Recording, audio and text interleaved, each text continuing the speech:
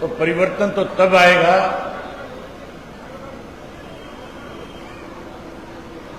जब आपकी आवाज के अंदर एक ताकत और जोश होगा, जब आपकी बुलंद आवाज कांग्रेस और भाजपा के लोगों के कानों में जाकर के गूंजेगी कि बहुजन समाज पार्टी और इंडियन नेशनल लोकदल पार्टी का कार्यकर्ता अब बदलाव की तरफ बढ़ रहा है और 1 अक्टूबर को बदलाव करके 4 अक्टूबर को सरकार बनाने जा रहा है। अगर बदलाव चाहते हो तो फिर आपके नारों की आवाज इतनी बुलंद हो कि हर व्यक्ति सोचने पे मजबूर हो जाए कि हमें भी अब गठबंधन के साथ लग करके अपनी सरकार बनानी चाहिए। मैं नारे बुलवाऊंगा और आपने उसका जवाब उसी बुलंद आवाज के साथ देना है। आजा, कहां गया वो? किसान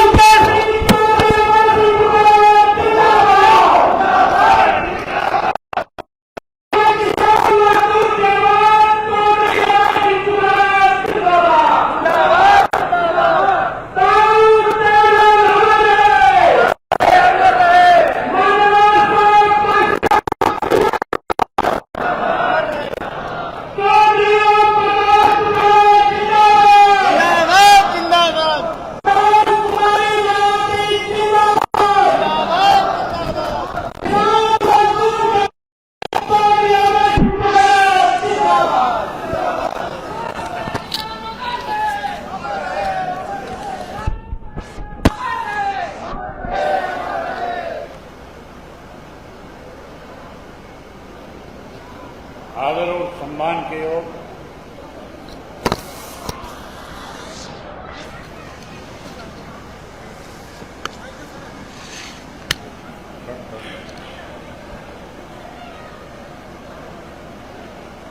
आदर और सम्मान के योग बहुजन समाज पार्टी के पंजाब, हरियाणा और चंडीगढ़ के प्रभारी श्री रणधीर बेनीवाल जी, इंडियन नेशनल लोकदल पार्टी के प्रदेश के अध्यक्ष चौधरी रामपाल माजरा जी, इंडियन नेशनल लोकदल पार्टी के वरिष्ठ नेता चौधरी शेर सिंह बड़शामी जी, बहुजन समाज पार्टी के प्रदेश के अध्यक्ष श्री धर्मपाल इकला जी, मंच पे मेरे साथ बैठे हुए बहुजन समाज पार्टी और इंडियन नेशनल लोकदल पार्टी के राष्ट्रीय, प्रदेश, जिला और हल्का स्तर के सभी नेतागण, बहुत ही मान और सम्मान के योग। अरे तुम बैठ जाओ, अपने आप बैठ जाइए, तुम बैठ जाओ, अपने आप बैठ जाइए। आज कुरुक्षेत्र लोकसभा क्षेत्र के इस कार्यकर्ता मिलन समारोह में आए हुए दोनों पार्टियों के बहुत ही वरिष्ठ, कर्मठ, मेहनतकश कार्यकर्ता साथियों, माताओं, बहनों, पत्रकार, छायाकार दोस्तों, मेरे से पहले जो वक्ता थे, बोलने वाले थे, उन सब साथियों ने आपके बीच में कांग्रेस का 10 साल का शासन कैसा था, पिछले 10 वर्षों से भारतीय जनता पार्टी का देश और प्रदेश में जो राज बना, उस राज में किस किस्म के हालात रहे, हमें किन किन परिस्थितियों का सामना करना पड़ा, इन सब बातों पे खुल करके मेरे से पहले बोलने वाले साथियों ने चर्चा करी। अगर उन्हीं बातों को दोहराऊंगा तो लंबा समय लगेगा। काफी देर से बैठे हैं। साथियों, भाजपा ने सत्ता में आने से पहले बड़े बड़े वायदे किए थे और वायदे ऐसे थे, हर आदमी देश के प्रधानमंत्री के उस वक्त कही हुई बात को ये मानता था कि अगर ये जो बातें कही जा रही है, ये वायदे जो हमारे साथ किए जा रहे हैं, अगर ये पूरे कर दिए गए तो देश का हर नागरिक खुशहाल हो जाएगा। आपको याद होगा, नरेंद्र मोदी जी ने सत्ता में आने से पहले खुल करके एक बात कही थी कि अगर हमारी सरकार बनेगी तो कांग्रेस के वक्त में जो पैसा इस देश से लूट करके विदेश के बैंकों में जमा कराया, हम उस काले धन को लेकर के आएंगे और हर व्यक्ति के खाते में 15-15 लाख रुपया जमा करा देंगे। दूसरा बड़ा वायदा किया था, पढ़े लिखे युवाओं के साथ, नौजवानों के साथ, उनसे कहा था 2 करोड़ पढ़े लिखे नौजवानों को हर वर्ष सरकार में नौकरी देने का काम करूंगा। वहीं किसान के साथ वायदा किया था, स्वामीनाथन की रिपोर्ट लागू करूंगा, एमएसपी का कानून बनाऊंगा। इन माताओं और बहनों से कहा था कि मेरी सरकार बनने के बाद घर घर के अंदर गैस के कनेक्शन मुफ्त में देने का काम करूंगा। हर वर्ग के लोगों को लुभाने के लिए वायदे किए गए थे, लेकिन साथियों, वायदे पूरे करने की बजाय इस तरह के निर्णय लिए जिससे लोगों के सामने समस्याएं आई, दिक्कतें आई, कठिनाई आई। 10 साल बड़े मुश्किल के दौर से गुजरना पड़ा। जब 10 साल के बाद लोकसभा का चुनाव हो रहा था, माजरा साहब ने मेरे से पहले खुद के जिक्र किया था कि चौधरी ओम प्रकाश चौटाला ने गैर कांग्रेस और गैर भाजपा का एक तीसरा मोर्चा बनाने की बात फतेहाबाद में चौधरी देवीलाल जी के जन्म दिवस पे कही थी। और जब चौधरी ओम प्रकाश चौटाला देश भर के नेताओं से कह रहे थे कि आज देश में जरूरत है तीसरे मोर्चे की, आज देश का हर नागरिक जहां कांग्रेस से दुखी होकर के भाजपा को सत्ता में लाया था, अब भाजपा से भी परेशान है, बदलना चाहता है। लेकिन साथियों, उस मंच के ऊपर नीतीश कुमार भी थे। उन्होंने चौटाला साहब से आग्रह किया और कहा कि चौटाला साहब, हमें कांग्रेस से परहेज नहीं करना चाहिए, भाजपा को सत्ता से पार करने के लिए कांग्रेस को साथ ले लेना चाहिए। चौटाला साहब ने कहा कि ठीक है, अगर आप सबकी ये राय है तो मुझे इस बात से कोई परहेज नहीं, लेकिन मुझे शक है कि कांग्रेस के लोग समय के साथ आपके साथ बेईमानी करेंगे। जो चौटाला साहब ने सोचा था वही हुआ। सबसे पहले नीतीश कुमार जो इस बात की पैरवी करता था कि कांग्रेस को तीसरे मोर्चे में शामिल किया जाए, उस नीतीश कुमार को कांग्रेस के लोगों ने उस इंडिया गठबंधन से बाहर करने का काम किया।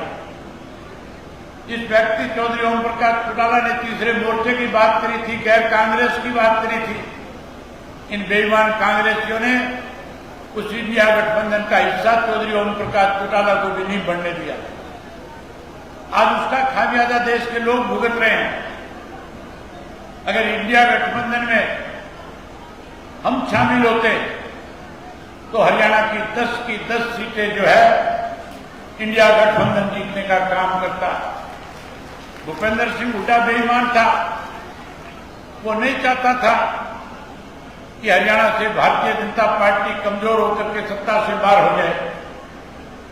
इसलिए जहां आपको शामिल नहीं कराया गया, वहीं बिहार के अंदर अगर नीतीश कुमार को रख लिया होता साथ में, तो फिर आज बिहार की सारी सीटें इंडिया गठबंधन जीत करके देश में अपनी सत्ता हासिल करता, भाजपा सत्ता से बाहर हो जाता।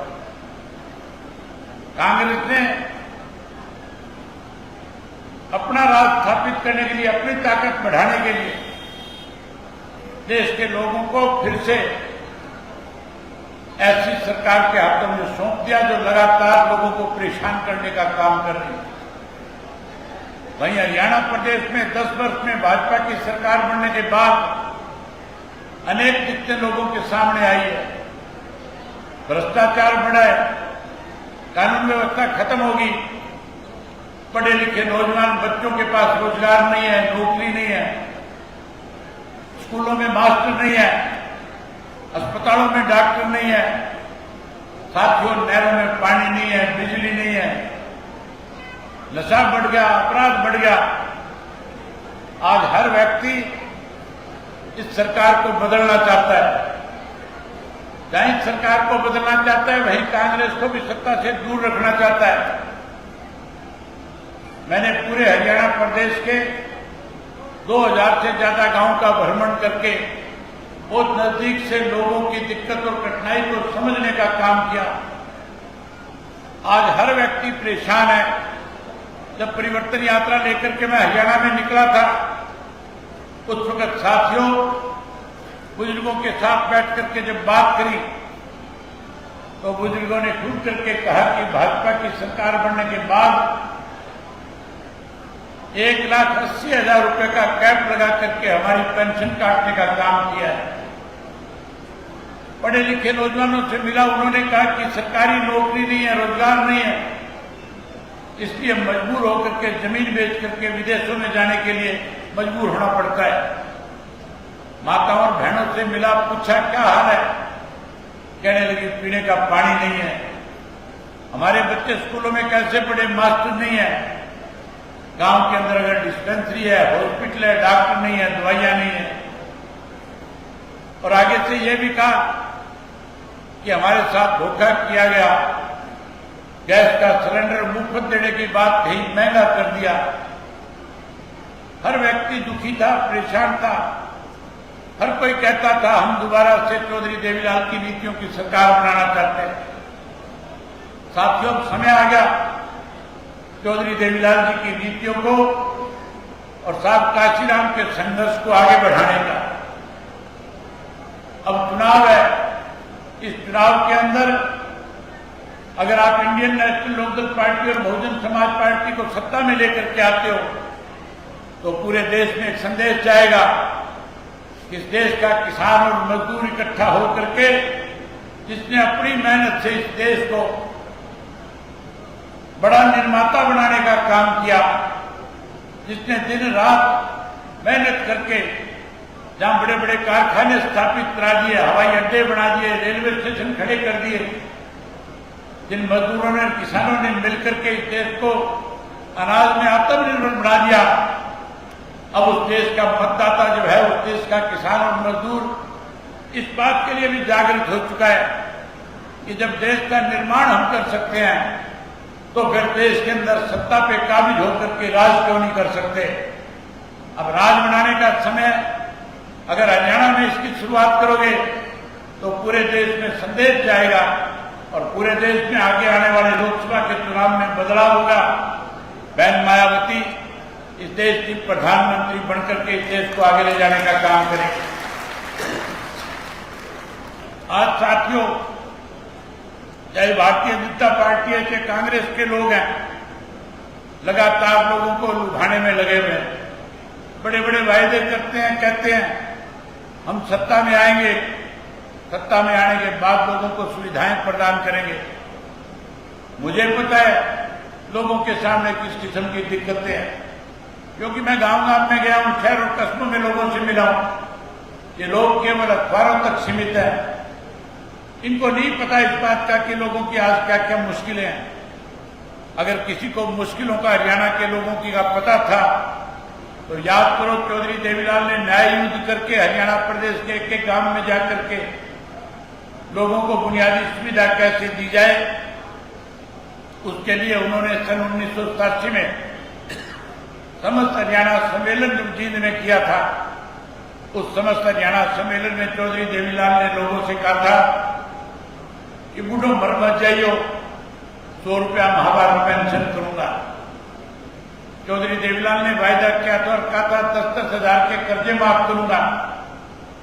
चौधरी देवीलाल ने वायदा किया था गरीब की बेटी की शादी में 5100 रुपये कन्यादान के दूंगा। चौधरी बंसीलाल कह रहा था यह संभव नहीं है, सरकारी खजाने से पैसा दिया नहीं जा सकता। चौधरी देवीलाल ने कहा कानून बनाऊंगा।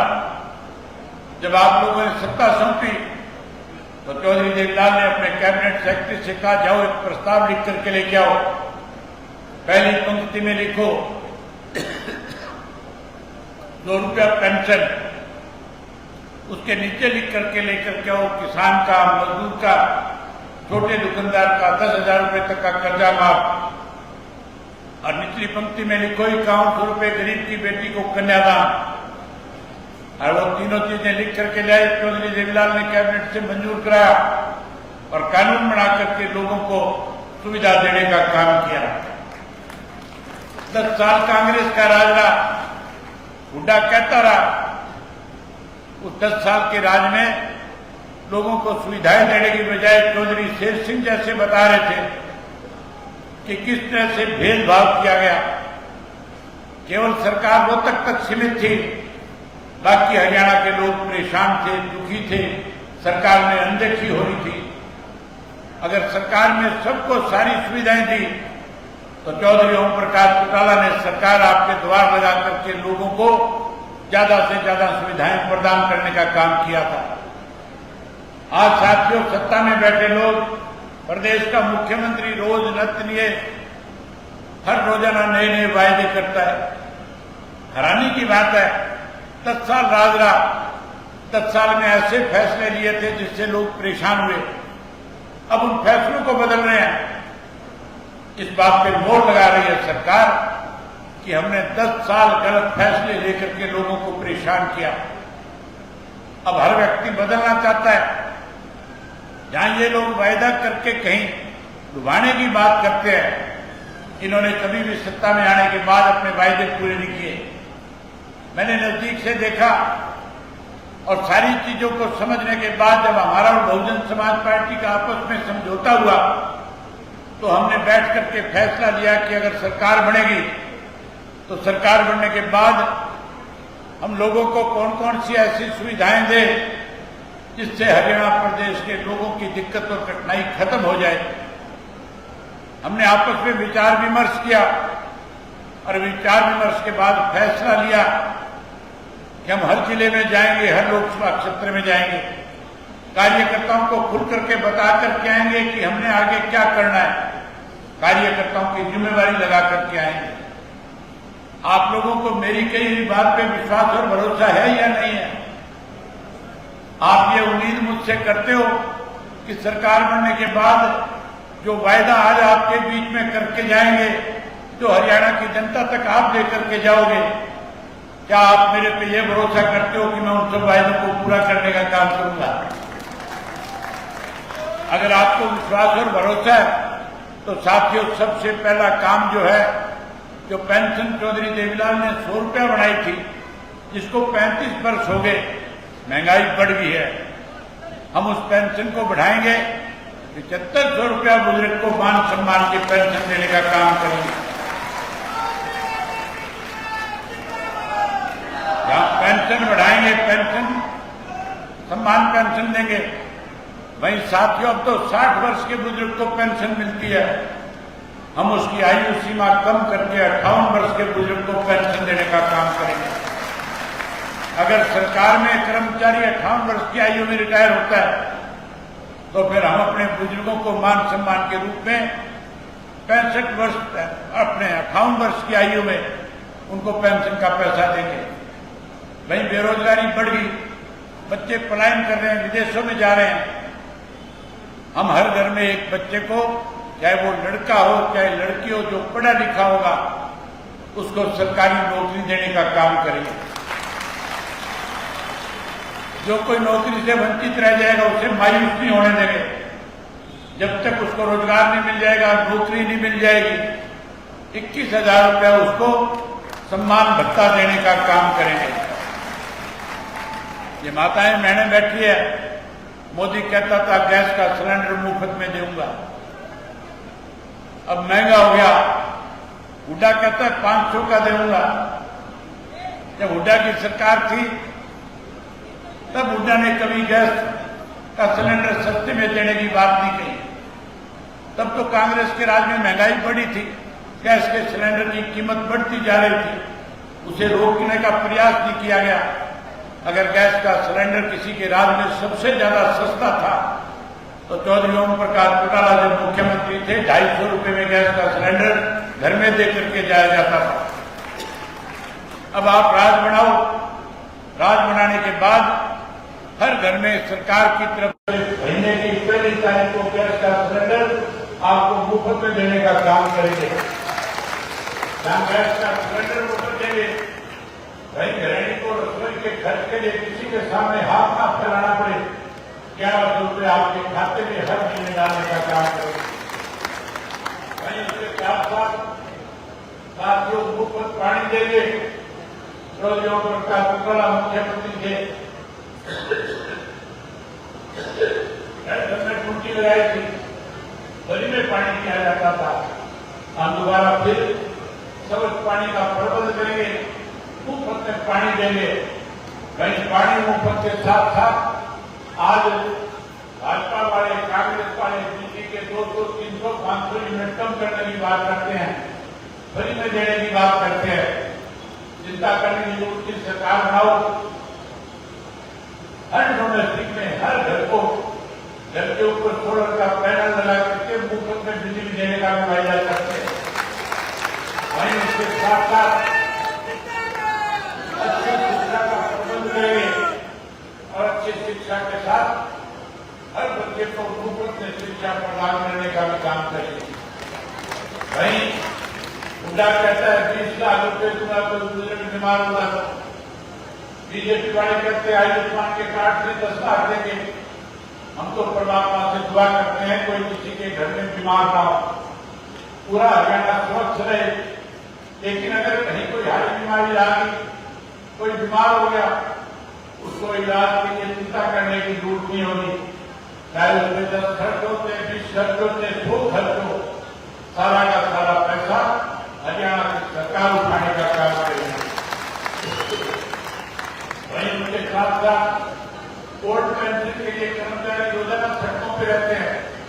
ये ओल्ड पेंशन जो खत्म की गई थी कांग्रेस के राज में हुआ था, आप बदलाव लाओ, सरकार लाओ अपनी, हम ओल्ड पेंशन स्कीम फिर से लागू करने का काम करेंगे। आज साथियों हालात डिस्कशन के हैं कि किस तरह से बैकवर्ड को, किस तरह से शेड्यूल कास्ट के लोगों को नौकरी से वंचित किया जाए।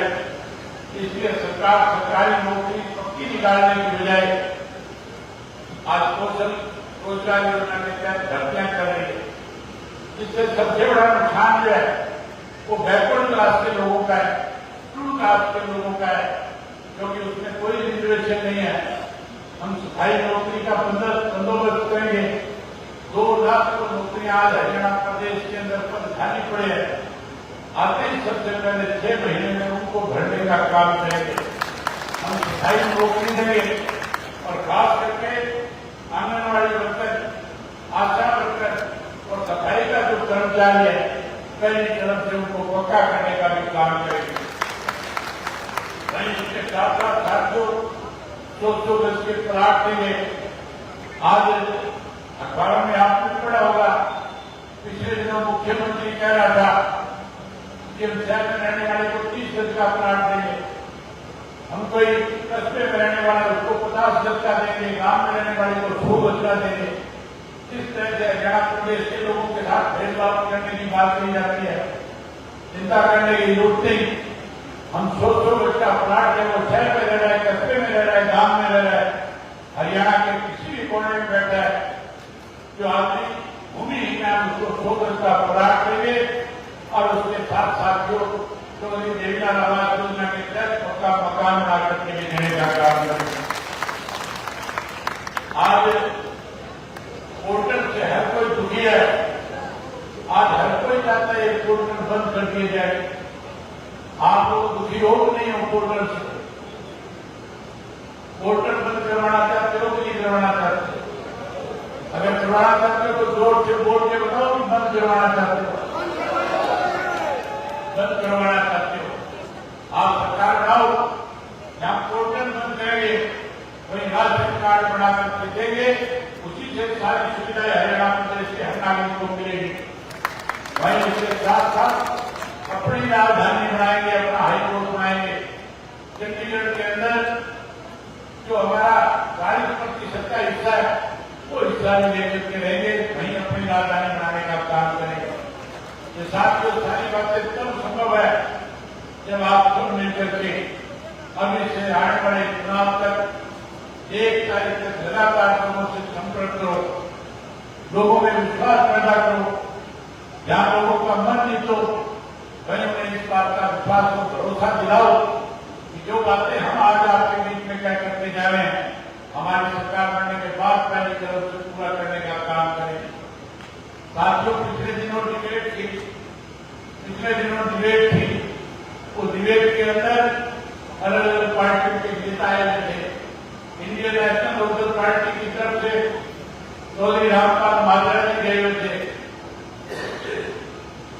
भारतीय जनता पार्टी की तरफ से उनका नेता है, उनका कांग्रेस का उदय भाग बैठा था। सबसे पूछ रहे थे सरकार किसकी बनेगी। कांग्रेस वाला अपना दावा कर रहे थे, भाजपा वाले अपना दावा कर रहे थे। जब माजरा जी से पूछा गया कि माजरा जी आप क्या कहना चाहोगे, माजरा जी ने कहा कि चले चश्मा लगा के चलेगा हाथी, उड़ेगी धूल, ना रहेगा पंजा ना रहेगा फूल। तो साथियों अब समय आ गया बदलाव लाने का। चौधरी ओम प्रकाश चौटाला एक बात खुल के कहते थे, जहां भी वर्करों के बीच में जाते थे, ये कहते थे रात मांगने से नहीं मिला करता, रात सबको छीना जाता है। अब छीनने का समय आ गया, अपना राज बनाने का समय आ गया। गरीब और मजदूर की किसान की ताकत को आगे बढ़ाने का समय आ गया। मैं उम्मीद करूंगा कि जहां आप अपना राज बनाने के लिए अपने जाओगे, वही 25 सितंबर को चौधरी देवीलाल जी का जन्मदिन है। हम हर साल बहुत धूमधाम के साथ मनाते हैं। इस साल भी हमारा फैसला है जिन जिले की उजाड़ा मंडी में मनाएंगे और इतना बड़ा सम्मान दिवस होगा। बहन मायावती मुख्य अतिथि के रूप में आएगी, यहाँ आएंगी। भाई 25 सितंबर को इतनी बड़ी संख्या में आ जाओ कि हर पत्रकार, हर अखबार, हर मीडिया, सोशल मीडिया हर बड़ी जगह कि हरियाणा प्रदेश के अंदर Bahujan Samaj party, Indian national local party सत्ता की तरफ बढ़ गई, सत्ता पे काबिज होगी। भाजपा को कांग्रेस को सत्ता से दूर करने का काम करेगी।